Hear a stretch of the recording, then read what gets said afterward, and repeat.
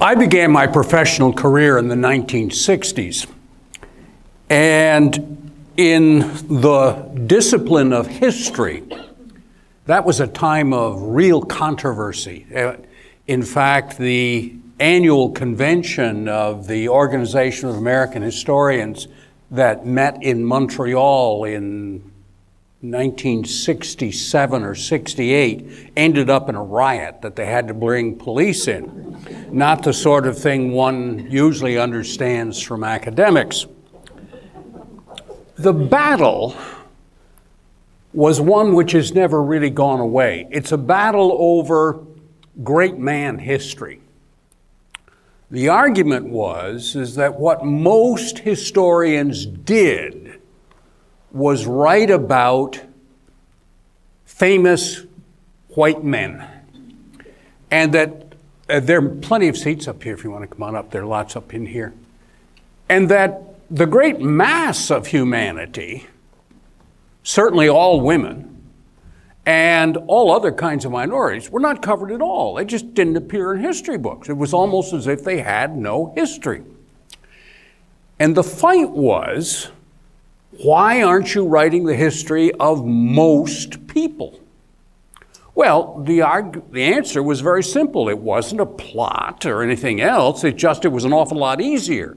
Now, like the 3 previous talks I've done in here, great white men leave behind journals, letters, diaries, documents, and because they tend to be elites, they're saved.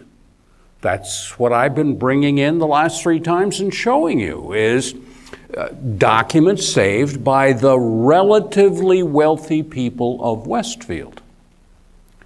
To be quite honest with you, immigrant populations, working populations, even in America, many of them had limited reading and writing skills and left behind few documents, and if they did, they usually got thrown out pretty quickly. If you were going to deal with the history of the great mass of people, you had to do it a different way. You had to use different kinds of documents. So today, I want to talk about the great mass of people in Westfield and how we have some resources here which help you get at their history. Now, the most prominent one, and one I assume most people don't know anything about, are the town annual reports.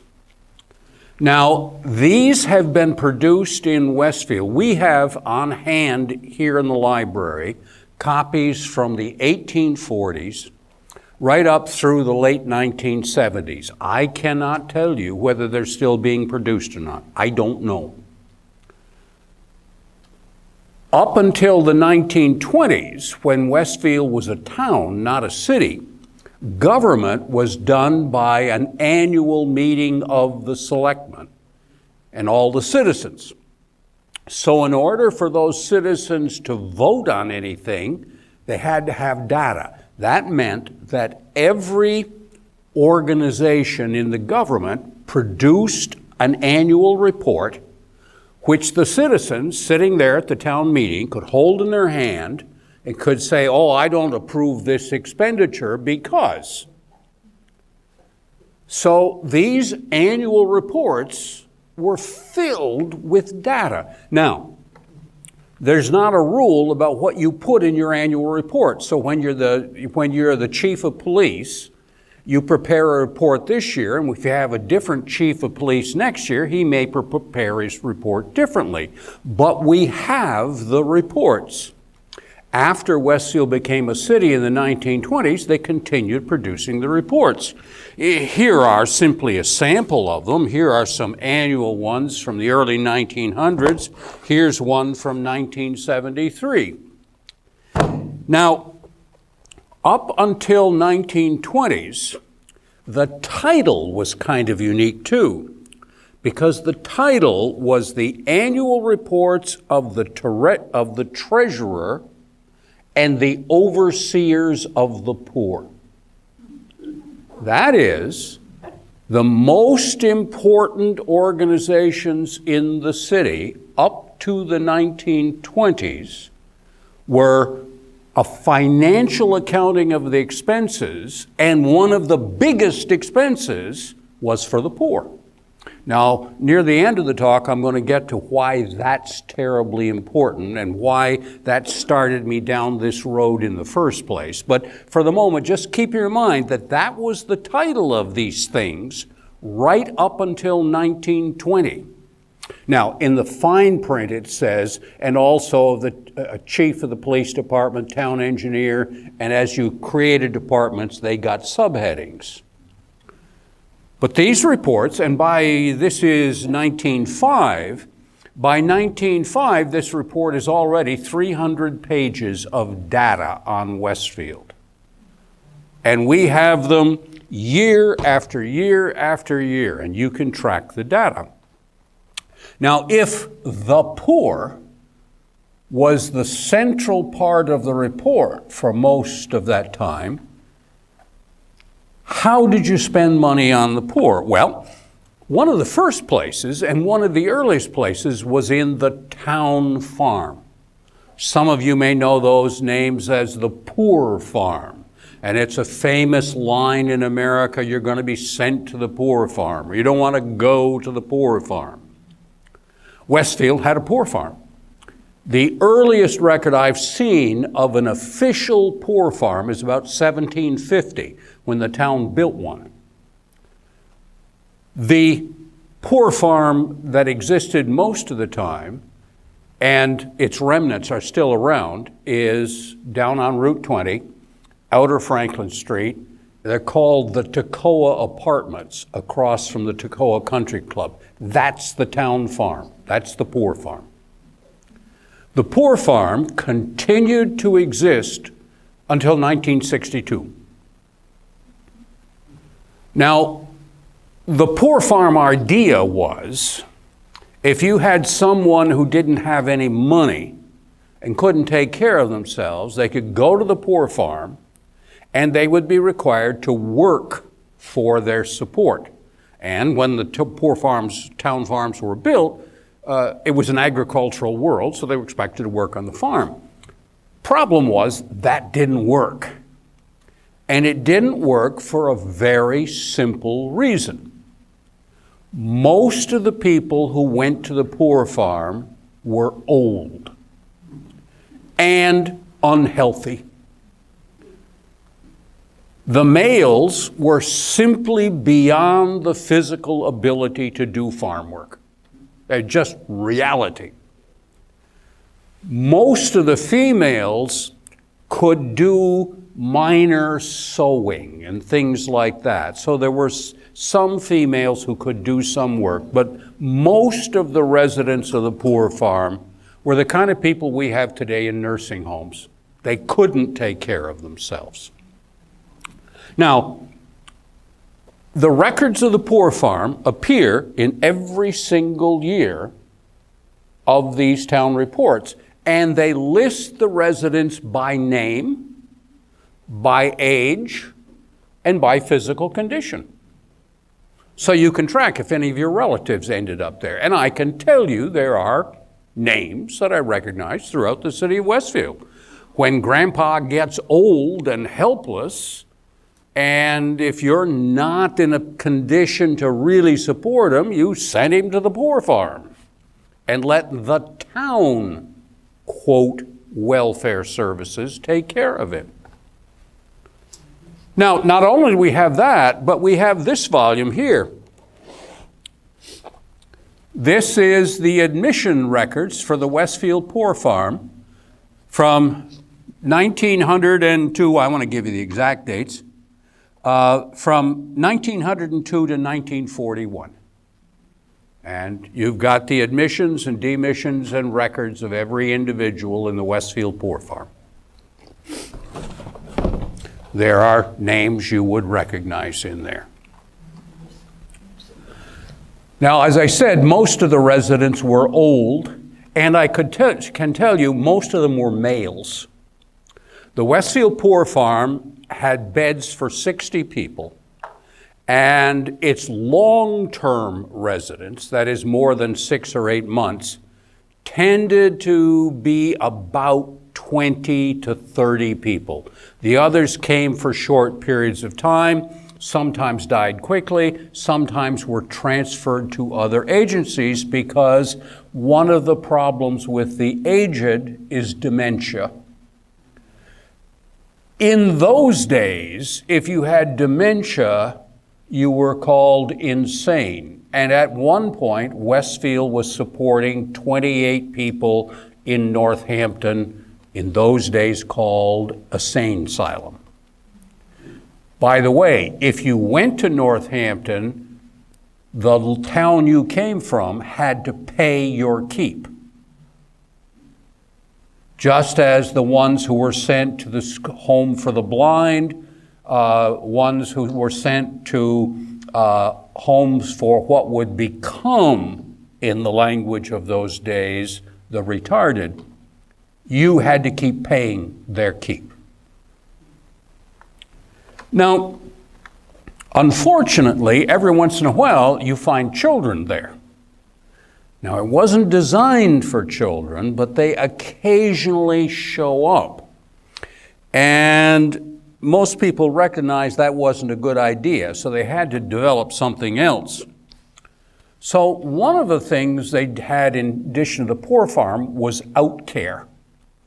That is, people who didn't go to the poor farm, they would pay your rent, buy you groceries, buy you shoes, pay doctor's visits, buy coal. And again, the town annual reports list all those names and how much was spent and what was spent on them, so that when you come to that annual select board meeting, you can decide whether the money's being well spent or not. You can look at who's getting benefits and how much they're getting. But it's there. You can track them. The names are there.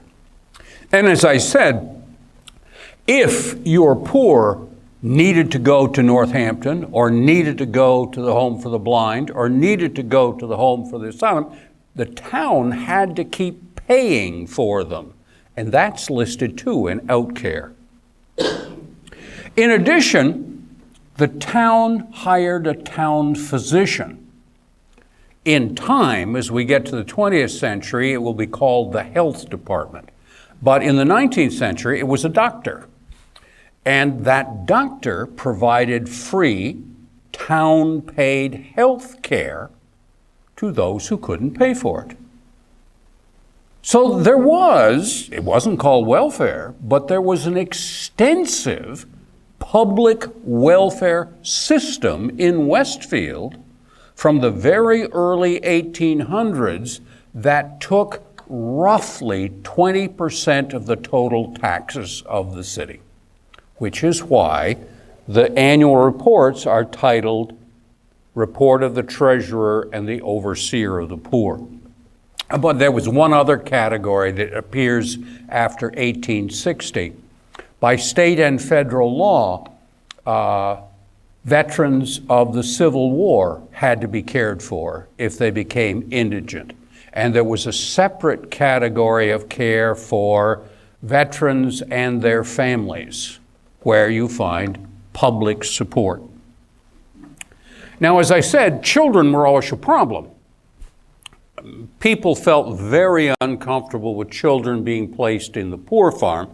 It was okay if, and a lot of the out care was for widows and women, single women with children, a lot of that. But sometimes you had children who had no one to care for. Somebody had to do something. And so in 1899, the Shirtlift Mission was opened. Now, those of you who grew up in Westfield and who are older probably know about the Shirtlift Mission, and obviously there are a few people in here know that there is still a Shirtlift Trust Fund that makes donations every year to children's services in Greater Westfield.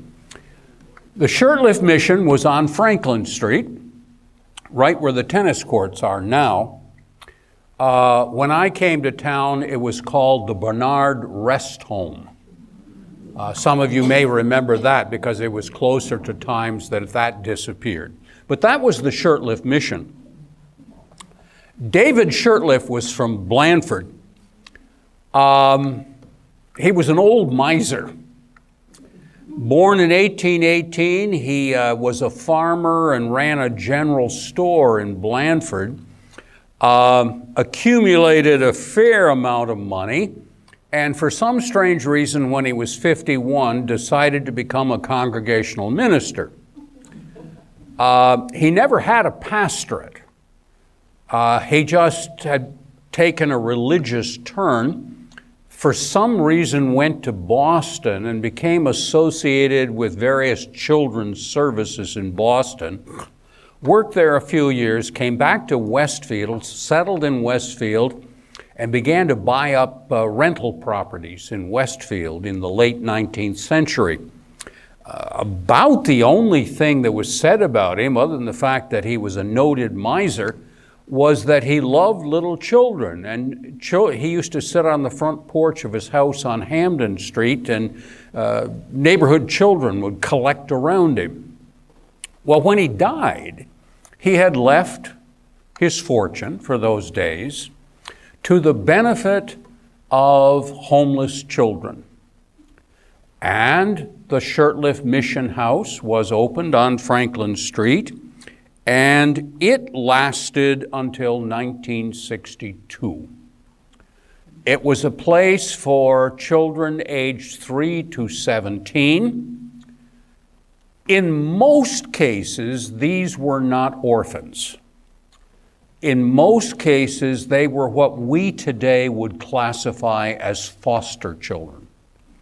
Children who, for one reason or another, could no longer be supported by their families, and who were placed in the Shirtlift Mission, usually for short periods of time.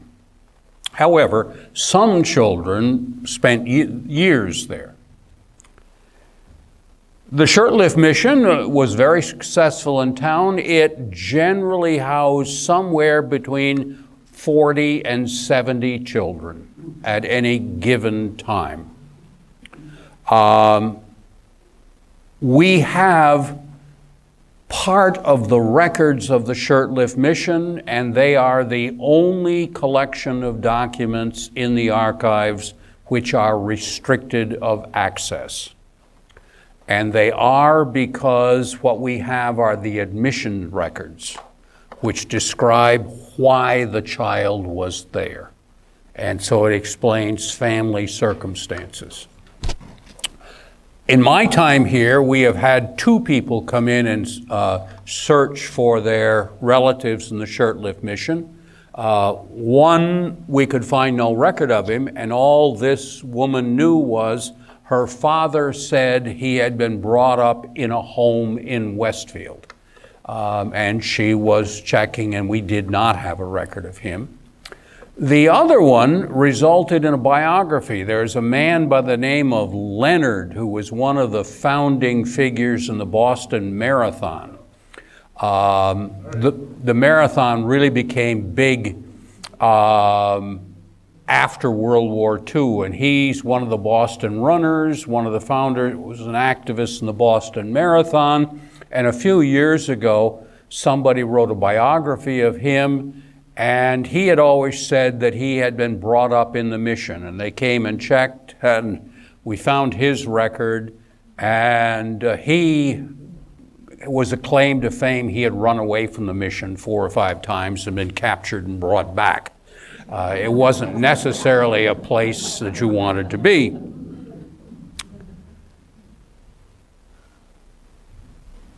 Getting at the sick. Well, as I said, we have the physician's records and the health department records. And I can tell you, do you want to know how many stillborn babies are born in any given year? It's there. Do you want to know how many people have mumps or smallpox or chickenpox or influenza or died in the month of January or were treated by the physician or had medicines bought for them? It's in the annual reports. You can track it very, very easily. Western Mass Hospital. Well, you needed a hospital. Hospitals come late to Westfield. The Noble Hospital is fairly late. By the way, there were two hospitals up there. There was a Noble Hospital and the Keep Hospital. They were separate hospitals that merged in later years. Western Mass Hospital was set up because TB was one of the biggest diseases of the 19th century. And a Dr. Chadwick opened the hospital in 1910. As TB was slowly eradicated in America, it tried to get other purposes, and so it became a cancer treatment hospital in 1937. The reason why I'm bringing it up in here is because a very large percentage of its patients were children. Those records of the hospital were turned over to us a few years ago. And we have those records here, including numerous photographs and other documents from there. We have boxes of their records. The elderly. Well, as I told you, the indigent elderly had a place in the town farm. Most people who had any kind of resources at all kept their elderly at home. And of course, through much of the era that I'm talking about, we had the old man's friend available. You're not familiar with that term? Pneumonia. It was called the old man's friend. The reality is that as you aged, your lungs weakened, and pneumonia is what killed the elderly every winter. So you didn't have to worry about a large accumulation of 80 and 90-year-old people in the population. They died much earlier. But there obviously were some you had to care for. We have this little journal over here is the record of the Aged Ladies' Home.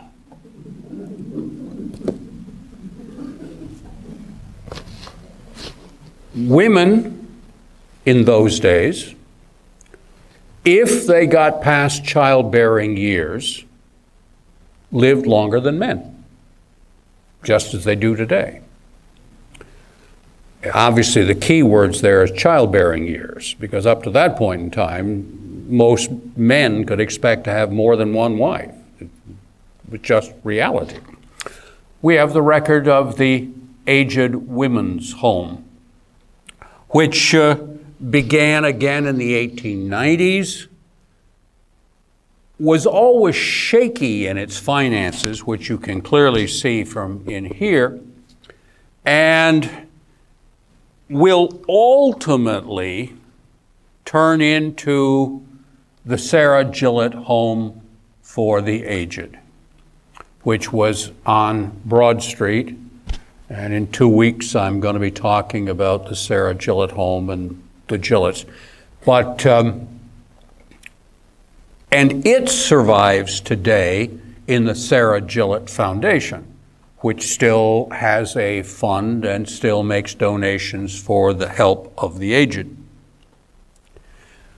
Okay, what do you do with this stuff? I mean, there are things you can look at, but how in the world do you use it to get a picture of the mass of the citizens? What kinds of things can you do? Well, I did a little test project just to show you what a historian like myself would do as he looks at this stuff.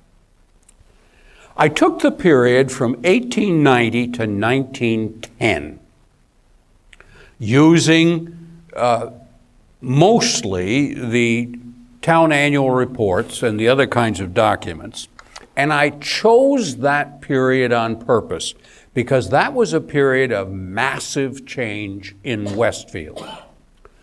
Prior to 1890, Westfield was primarily a small Yankee agricultural community. Yes, I know we had a whip industry. Yes, we did. And yes, it was important. But that's not how most people lived in Westfield. In 1890, Westfield's population was about 10,000 people. The town was very compact, surrounded by farmland. In 1910, Westfield's population was 18,000.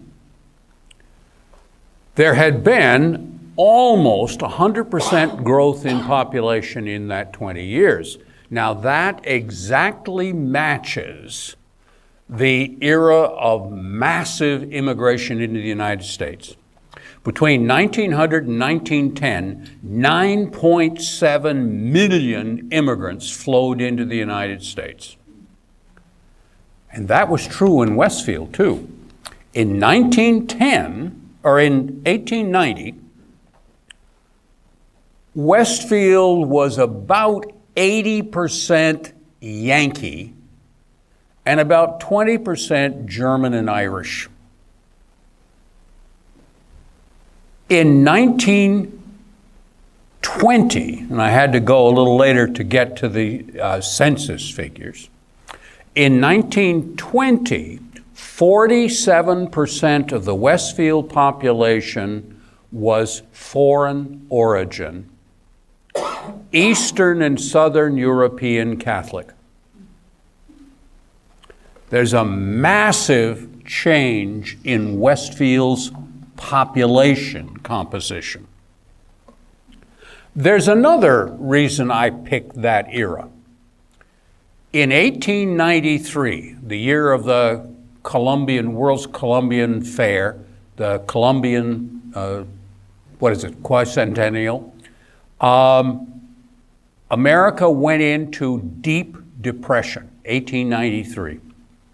It did not recover until World War I. It was the longest depression in America's history.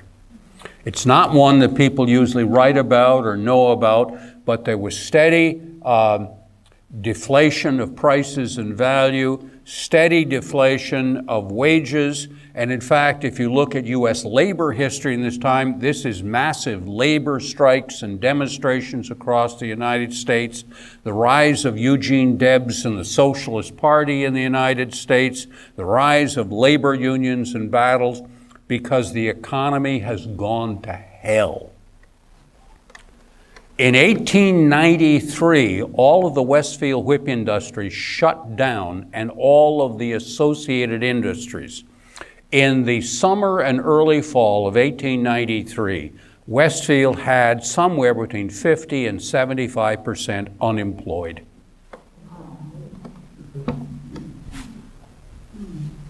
With no unemployment insurance, no Social Security, no public welfare, none of the things that exist today. Everything shut down. We're in economic depression. And one of the ways these documents show you that was in the issue of tramps. Now, they didn't call them the homeless in those days. They were tramps, okay?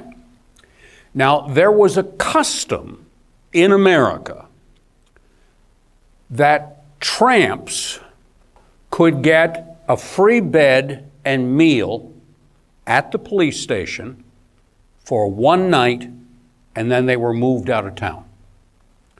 So tramps were a constant moving population from town to town. But if you were a tramp, you could come into any town in most of America, go to the police station, and they would put you up for a night and give you a meal. But you better be out of town the next morning. Those documents keep track of the tramps.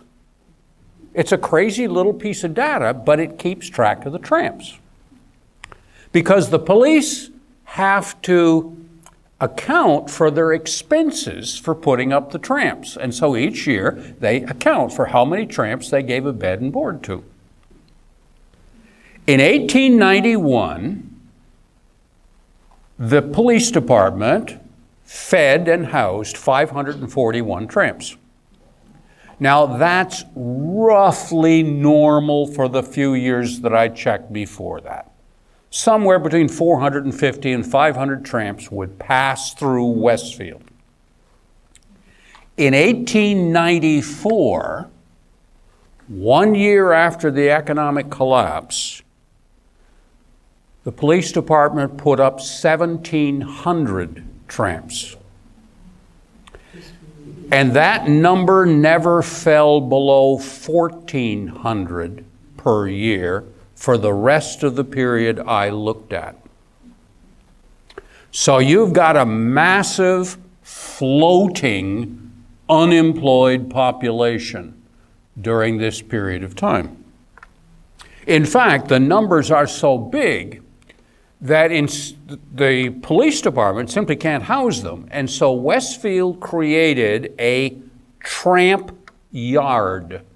Now, I have no idea what it was or where it was, but they make references to servicing the tramp yard. Okay, how did the town respond to this? Well, one of the ways it responded is with the police department. In 1890, start of my period, the Westfield Police Department was a chief and 3 officers. The officers made about $400 a year, the chief made about $500 a year, and that was roughly the salary of a female elementary school teacher in Westfield. Lousy pay for a lousy job. In 1900, there was a chief and 4 officers, and their pay had been raised to about $800. In 1904, there was a chief and 6 officers, and their pay has been raised to $900. Now, the female elementary school teachers, their salary stayed the same. In 1920, there was a chief and 13 officers, the officers making about $1,000 a year and the chief making $1,400. So there is a rapid increase in the number of police during this period of time. Well, what do the police do?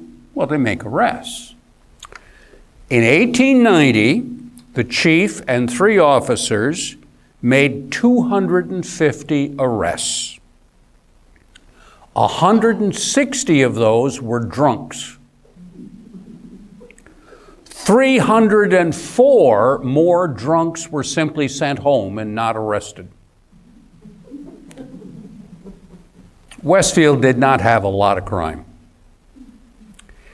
In 1900, the chief and 4 officers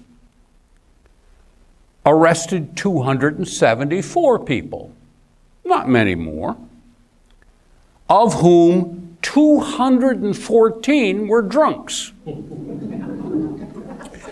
And 306 more drunks were sent home. But now there is a difference in the police report. Because now arrests are listed by ethnicity.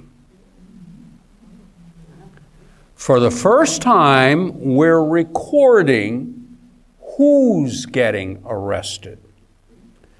We list them by ethnicity and by occupation. In that 1,900 arrests, 274 arrests, 180 are foreign. What happened to the 260 local drunks? We're arresting foreign drunks. And for the first time, we're arresting vagrants.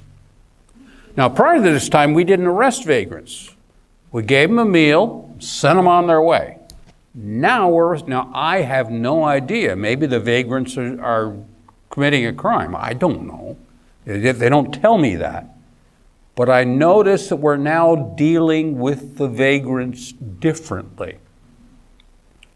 In 1908, the police make almost 1,000 arrests. Now, this is that police force that's got 6 men now. So you got more men, you got to make more arrests.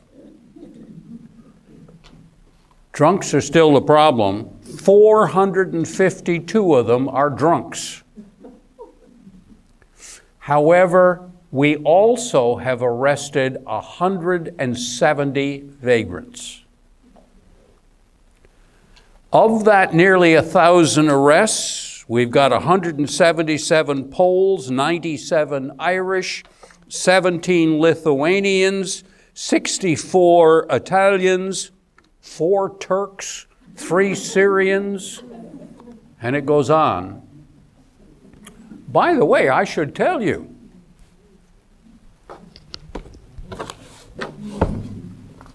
in 1973, we're still listing by ethnicity. Guess who it is we're arresting now? Anybody? Puerto Ricans. Same statistics, about 1,000 arrests, about half of them for drunk and various associations with drunkenness, disturbing the peace, you know. But now we're arresting Puerto Ricans.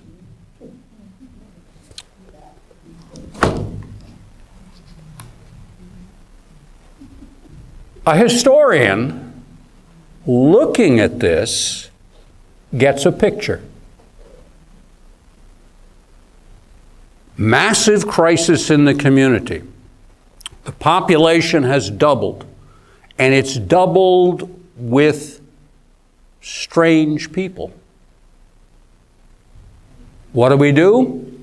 We increase the police force and arrest them. Now, I have no idea whether they're guilty of the crimes or not, but I know that prior to this period of time, more than half of all the drunks we're arresting we're just sending home. Now, my guess is that that's somebody the policeman knows, or that's somebody the policeman says, well, he's a decent guy, he just had a couple extra. Because I also see from the other category in there that the people who get arrested are almost entirely laborers. Now, they list all other kinds of categories, and you'll get one arrest of a student, for instance, and one arrest of a whip maker, but it's almost entirely laborers that get arrested. Now, I'm kind of a cynic, but I don't think things have changed an awful lot in reality over the last 100 years. Now, the reason I picked this approach, this topic to look at, was because of something that happened about 20 years ago in Westfield. Time flows so fast as I've gotten older, I can't keep track, but it was about 20 years ago. The Westfield Evening News decided to create a new feature. It was called the Pulse Line. Now, newspapers have always had letters to the editor, but they usually had to be signed.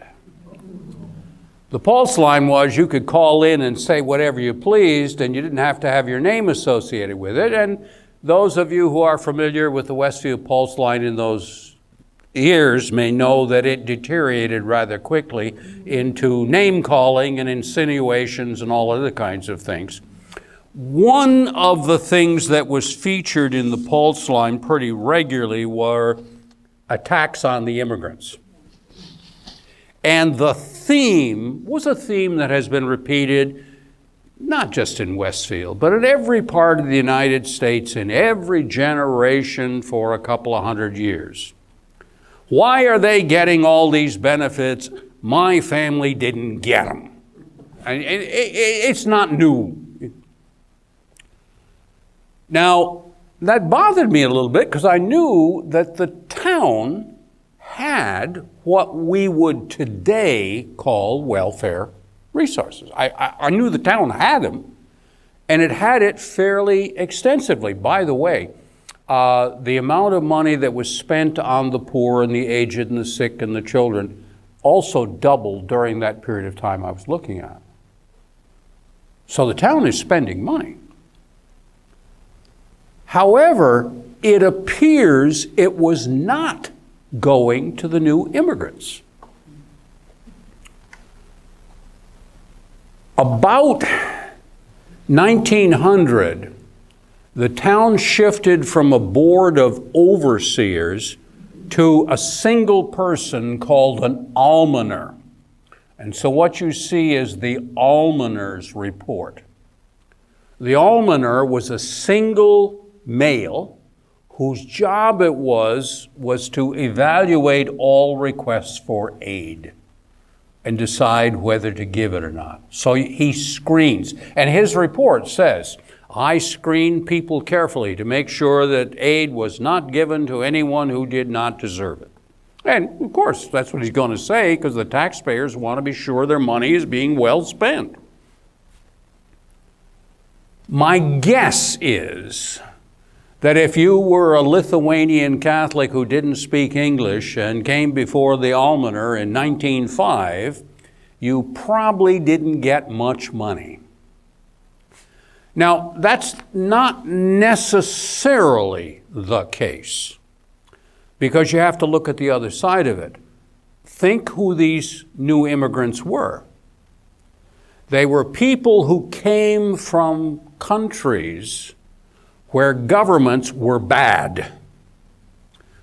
In most cases, where governments were oppressive. In most cases, where you didn't get much of anything from the government. In fact, you tried to keep out of the way of government. So coming into a strange new land and suddenly deciding you're going to go ask the government for something is probably not high on your list of choices. That's probably a good assumption also. And a third reality is that with this massive new immigration came massive new services, because these new immigrants were Catholic, and they brought with them the church and the services and the charities that it provided, because it couldn't get them from the state. The combination means that it is probably accurate that the new immigrants did not get the benefit of the services that were available in Westfield. That is probably true, for whichever of the reasons that are there. It's not until you get to the 1930s, and I dipped into the 30s, because of course then everybody's in trouble. It's not into the 1930s that you begin to see Polish names scattered the same place you do everything else. By then, of course, we're dealing with a second generation in the community. We're dealing with people who have taken government jobs. They're here, they're part of the community. But there is a gap. Sources like this, and as I say, these annual reports are just filled with stuff. Sources like this provide a wonderful picture of what's going on in Westfield for the average citizen. It just takes some time. It takes a different way of looking at it, and it's not as easy as reading somebody's diary. Thank you very much. Any comments? No. Where did he get all the money for drinking? Well, you got to remember. Made their own? I remember when I was younger, bottle of beer was 15 cents. You could get 15 cents. And it was a lot less 50 years earlier. Obviously, people worked, they had jobs, they got some money. And the reality is that people drank, and they drank in bars. Westfield had a very, very strong temperance movement. Some of you may have heard when I give talks about downtown Westfield, I talk about Rum Row, which is the east side of the Green. It's the area from the First Congregational Church up to Main Street. And that was just a string of bars and billiard parlors and things. And it drove the leading fathers in town crazy. Because the upper class did not drink in bars. And so Westfield passed prohibition movements a number of times, but they were always the Maine pattern, the state of Maine. That meant it abolished buying alcohol by the drink. You had to buy it by the quart.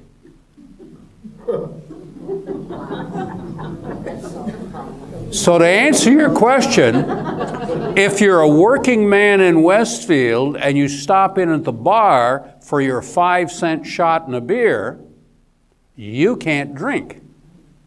If you live on Western Avenue and you want to have a party for your friends, you can buy quarts of alcohol and provide it. It's a rather cynical approach to temperance, but that was common in Westfield. Yeah, you can find out lovely things in this stuff. Yeah. Well, there are a lot of things not mentioned. And one is that these immigrants were needed by manufacturing. Mm-hmm. They were brought here, Puerto Ricans, to work cheaply in the tobacco fields, as immigrants always have been brought here to work cheaply. And just like today, when Walmart doesn't pay enough wages and people have to get food stamps, it's because the people on whatever street, Western Avenue, have the big houses or wherever else, and they had the businesses, and they exploited the labor. And alcoholism or drinking or drunkenness, addictions are the adult coping mechanism for unhealed pain and fear. You bring immigrants in, it's always the last ones who were given the worst time, who were defiled verbally, and who were looked down upon by the other people. They're going to be the ones most likely to be looking for substances to avoid this treatment. Yeah, this is the point I'm making here, that this isn't a new story. It's an old story. And we just need to be reminded about that it's an old story. And the cost of people is not being paid by the people who profit from the work of these laborers.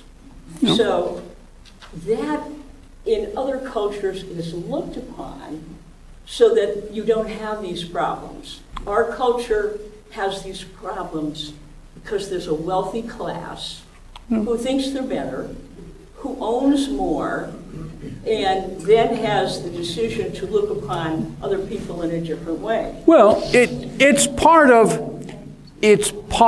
of how people adjust to society. And as I said, in the 60s, guys wearing suits and ties and having PhDs got into slugfests over whether it was better to concentrate on that history or concentrate on the history of the founding fathers of the American institutions. I mean, it's not new, folks. We just need to be reminded from time to time that these stories are not new. And if you're interested in the story in Westfield, we do have some wonderful resources where you can get at some of this material. Again, it's the kind of resources we have here. Yes? In order to access either the annual report or the town farm records, when you go to the desk upstairs. Yeah, the reference Is to- it a good idea to call ahead so they can be waiting for you, or should you just go to? Well, I mean, if you, obviously these have to, the town reports, many of them are behind the desk in the reference room, so they're readily accessible. Most of the other things that I've talked about over the times here are actually stored in the archives and would have to be gotten by an archivist, and there would be various rules and regulations about how you would handle them and where you would handle them. So under that case, you would want to call ahead or come in and make arrangements to deal with them. Yeah. Yes? I just wondered if Westfield is typical of other towns around. I don't think we're unique in theme. I really don't. As I said, I'm a professional historian. I've been doing this and looking at various people at various places over a long period of time. And there's very little new under the sun. Oh, the edges are different. There was a whip industry here, and that had important implications for what happened and when it happened. But the fact of new people coming in and changing the tone of the place and how do you deal with them is an issue across the world. Yeah. All right. Oh, well, I'm sorry. One more. Yeah. I used to live in Montgomery, and I have town reports from every year, and still today, you go into a town meeting with the selectmen, and everybody has their town report.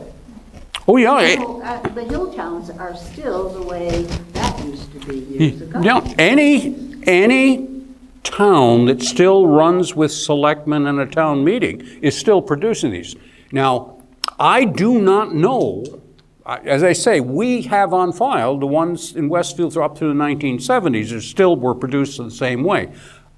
I honestly do not know whether we're still doing it or not. Yeah, Marcia. So Tom Leonard, well, my husband knew him, and he actually began the Falmouth Road Race, which is still running today. It runs in August. There's a plaque in Woods Hole with his picture on it, and it's all in bronze. And I was sad at the end because he had a drinking problem, and he would go to the quarter deck, which is in Falmouth, every day, have his drink, and go home. And he really died, sort of. But everyone knew him, though. He was well known by the Boston Red Sox. He was. Well, as they say, well known in the Boston area. we have a copy of his biography, and the first chapter is about his life here in Westfield in the Shirtlift Mission. Oh, yeah, yeah, yeah. Having grown up in Westfield, I went to Franklin Street School in the later 40s and remember going to school with many children from the Shirtlift Mission. Yeah, the Shirtlift Mission, as Because I it was right down the street. it was right there and survived into modern times. Yep. Yeah, Max. Hi, sorry, I wanted Max is the archivist, by the way. Yeah, I did want to follow up with your question for access, because I am the archivist. My name is Max Bavakwa. Can you take your mask off? It's hard to hear you. Yeah, sorry. Thank you. My name is Max Bavakwa. I'm our archivist. If there's anything at any of the lectures that is restricted up in the archives, I do have my card up at the reference desk, and all of our archive contact information is online. If you want to reach out, I would be more than happy to find a time for you to come in, and you'd be able to take a look through any of the resources that we do have available. Thank you. All right, thank you, ladies and gentlemen.